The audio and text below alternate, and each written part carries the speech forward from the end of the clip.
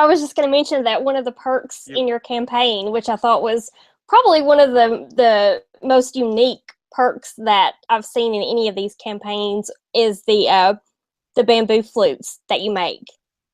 yes, I knew you were going to say that. You did. You did not. I mean, I'm glad you said that. No, I didn't know you were going to say it, but I was hoping. I was like, she's going to say the flute, say the flute. Yeah, yeah. Yeah, I just, I was playing this. I got this little flute from the airport in Mexico, and it's just holes in a piece of bamboo, Yeah. But and I've also had been. This is actually right around the time when I was off duty with a double hernia. Recovering from the double hernia operation. I'd also had my shoulder completely reconstructed, my knee, and major back thing. So, my body's pretty beat up. And I was thinking about this my whole life during that time. And I was trying to meditate, and I just suck at meditating. I can't I can't sit there and just not, whatever you're supposed to do when you meditate. Yeah. But I'm out there playing this flute, this little thing, and I realized that I'm really connected with it, and in a very, I guess, meditative state. And I said, wow, this is really cool. And so that kind of became my thing. And then I said, how cool would it be to play a flute that I made? Yeah. And so I looked on YouTube. I'm like, and started trying different things. Started with a PVC pipe first, and then just kept doing it. And I feel like I'm at a point now where I'm actually creating some really nice instruments. Yeah. And they sound phenomenal. And it's almost the same thing making them. There's a zen to making them, as there is to playing them. And each one is different. And when I say this, you'll think I'm crazy, but they really are. They're living instruments, because you can't just pick one up and then pick another one up and start playing it as you were playing. You have to, they're different enough to where your fingers got to find the right place, but you also find how to breathe with it and where it really sounds great. So even with one note, you can spend a long time just playing with that to get the tone that you like.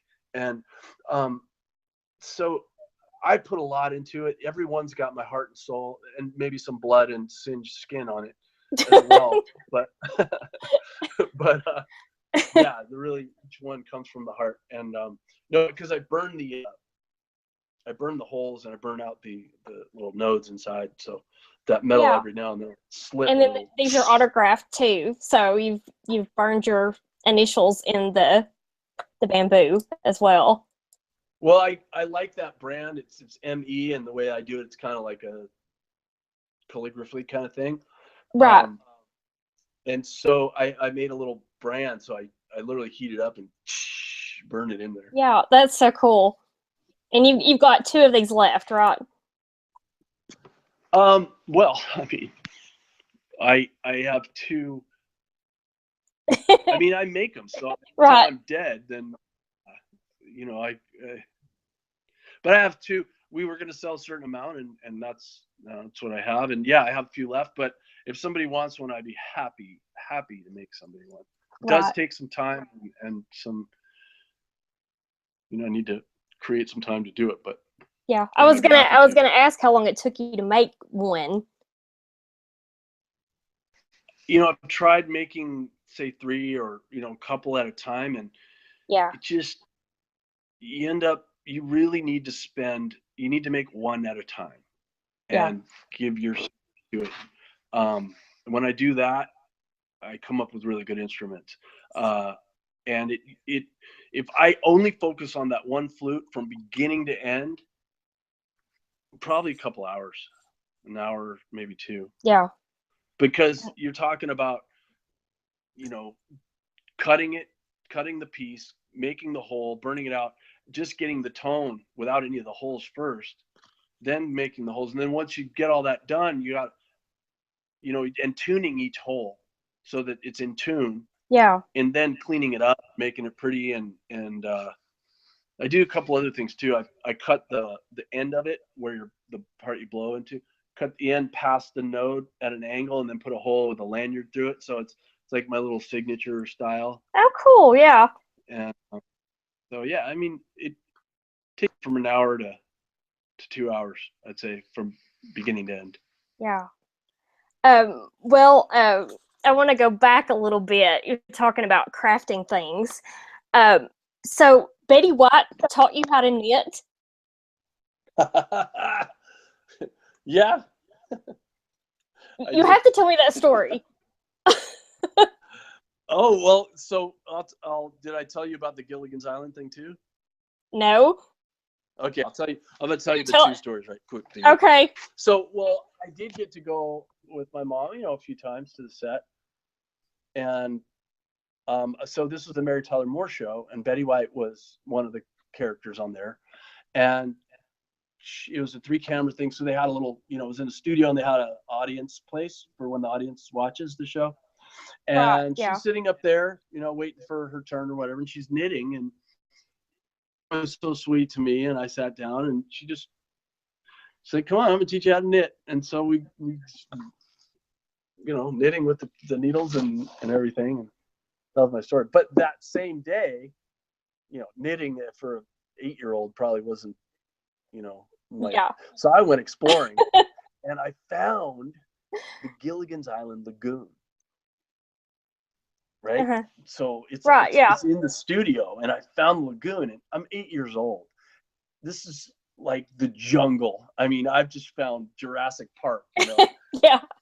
And then I find, and there's the big lagoon. It's filled with water and everything, all these moss and plants, and the rocks. I think I leaned against one or something, but I realized these huge boulders were styrofoam. Right. And so I'm like, wow, this is. I can lift this thing up, gigantic boulder. I can lift it up. I put it in the water. Of course, I get pulling around on it, around the lagoon on this styrofoam boulder. And I went back and I got my mom, you got to see this. You got to come see it. So at her lunch break, I was pulling her around in the Gilligan's Island Lagoon on a styrofoam boulder. And then I think the people, they were mad at me. It's really too bad that we didn't have cell phones back then in video. How did we ever manage? My son was asking me that. It's like, what did you do? Yeah. Like, how did you ever know, to meet somebody or? Yeah. There was the phone. I mean, when I was in high school, that was, I didn't have a cell phone because they hadn't been invented yet. So. Really? Yeah. Oh, come on. You look like you just got out of high school. No. I've been out of high school for a while. But everybody says I look really young, so that's good. The years are good to you. Yeah. Well, hopefully. So going back to your mom, she did Dancing with the Stars when she was 82. So what did you think when she told you that she was going to do this? Was it 82 or 84? I don't know. What I looked up, it said 82, so it may have been 84. I thought it was, anyway, she was damn old, I'll tell you that. No, it's good. Yeah, she's 91 now. Yeah, wow. Quick note about this. I will tell you that a couple of months ago, I got her an Uber to come over here to where I'm staying. And when I went to get her up from the car, she almost couldn't bend herself enough to get out of the car. And then walking to the front door, it was like, oh my God, my mom is so old. And I was really horrified, and every time I talked to her, I was like, how are you? I'm still just tired all the time. I'm just weak, and my darn knees, I can't move around. So bummer. So I called her. So that was, say, 2 months ago. So I called her a couple weeks ago. So you want to come to my gig? And I said, yeah, I'd love to. And I go, well, I said, so how are you, Mom? She goes, better. And I went, what? Better? Why? What's different? She said, have you been doing anything different? She said, the only thing I've been doing different is taking this CBD oil, which is like a derivative of the pot plant. I was going to say this. But I had heard from this professional, like multiple people about this CBD oil and all this research that's being done. All I can tell you is that has changed my mother's life. She's moving around like I haven't seen her move in 12 years probably. The way she should be doing Dancing with the Stars now. Exactly. But the other thing was, as I was driving her home from the gig the other night, she said, you know, the other thing is, and this just happened, that I feel like something has just been lifted off of me, and she's so much clearer. Yeah. It's kind of funny, right? That would make her clearer, but right, yeah. It's amazing to have my mother back, and it's all because of this oil. Yeah. More and more research about it and stuff, and I mean, it's helping a lot of people. So I just want to put it out there for people to do their own research about it, because it's a pretty amazing thing. There's a lot of door here. Oh, okay. Sorry. Hi. How you doing? Good. Is that for me, Morgan? Yeah. Thank you very much. I appreciate it. Right across the street over here. Excellent. Thank you. Yeah. What's your name? I take, huh? Yeah. What's your name? Steve. Steve. Nice to meet you. I'm Morgan. Oh, nice to meet you. All right. Yeah, I got a music studio over here. Really? Yeah. I'll knock on your door, huh? Well, yeah. Okay. Good to meet you, Steve. How cool is that? Just found a musician buddy. Right. Yeah. On my show. On your show. On my show. He said, yeah, I got a recording studio next door. Bingo. That is so cool. I'm glad you answered the door. Yeah, right? Well, this is actually a pickup to go inside of my ukulele. Oh. So I just started playing ukulele. Yeah. And yeah, so I can plug in rather than having to mic it. So how many instruments can you actually play now? Well, again, that's up to somebody's opinion, but well, harmonica, ukulele, guitar, piano, flute. Well, bamboo flute. Bamboo flute. Tambourine. I'm reaching now. I don't know. Yeah. That's it. I started teaching myself harmonica about a little over a year ago. And I mean, it's just so cool. You know, they're always laying around, but nobody knows how to really play them. Right. Yeah. So, in fact, on my song, I had done a demo which sounds very much like my song, and that's the way I wanted it done. And the producer was, you know, he basically said, okay, your song's done. I said, well, I want harmonica, I want some banjo in there, and I want some more vocals. And he's like, well, right. This is what we're going to do. This is what I think is, you know, and he's a gigantic, you know, he has huge hit. He's like discovered Bruno Mars and stuff. Wow. So he really knows what he's talking about. But one thing I was committed to this time is that I'm going to do my music. I'm not going to give it to somebody to have them do their version of my music. It never turns out right. Right. But so he gave me, so we, you know, George on the guitar and the drums, bass, all that stuff was fantastic, amazing. And you hear it all. It's all there. I haven't taken anything away or changed anything. All I did was added harmonica, and I added more vocals on mine, and I added a little bit of banjo. I played all that stuff, and I'm so excited that I was able to play harmonica with George Deering. I mean, the best guitar player in the world, you know, one of them, and make it sound like part of the song. So I'm really excited about that. That's so cool. Well, that's pretty much all of my questions, but I want to remind everybody that your song is available on Spotify, Amazon, iTunes, SoundCloud, and Apple Music, right? Yeah, I pretty much I think just about any streaming site they may have should be. Okay. And I have a link to your Indiegogo campaign in the description section of this video, and I will put up a link to the SoundCloud, the SoundCloud link in the description as soon as. Do you want me to call you after? Like, send you anything? Okay, good. Anything? You cut out for a second. Yeah. So, do you have anything that you would like to add? Well, I know that I tend to get off on tangents, maybe talk too much sometimes. So I apologize for that. But I just want to say again, how we're still there. Are you there? Yeah, I'm here. Oh. What's going on?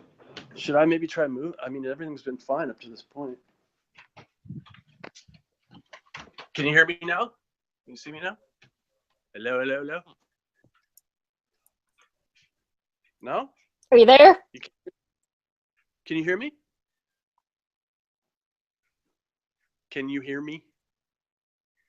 No?